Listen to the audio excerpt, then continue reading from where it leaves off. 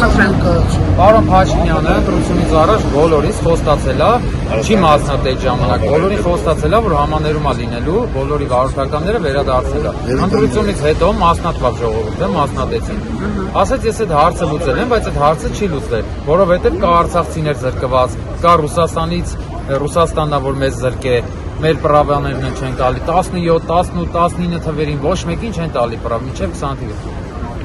Հիմա մենք ուզում ենք հասկանանք, ինչի համար մասնատվեց հայ ազգը, այն որ Վրաստանը համաներում արեց բոլորին, բազմաթիվ իրանց քաղաքացիներ Ռուսաստանում էին զրկվել։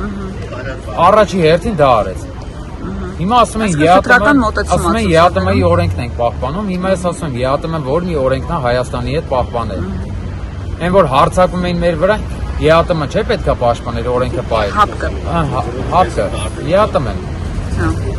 Բայց մեզ ոչ մեկ չօգնեց, այդ ռուսը մեզ չօգնեց, իսկ հիմա որ Ռուսաստանը մեր հայկական վարորդականները առանց մեր իմանալու մեզ զրկել են, մեր հողի մեջ վերցել են մեր պրավեն ձեռներցս, ես ուղղակի ես ինձ կոպիտ ասած ստորացված եմ զգում իմ երկրի մեջ, որովհետև ես չեմ կարողանում վարել իմ մեքենան իմ երկրի մեջ, որ Ռուսաստանն է զրկել, ուրիշ բան ստեղ զրկված լինել, դա հարցի մյուս կողմն է, բայց քանի որ Ռուսաստանն է զրկել, պետքա տեր կանգնի կառավարությունը իր ժողովրդին։ Ու բոլորին խնդրում ենք, որ հավասար համաներումը հավասար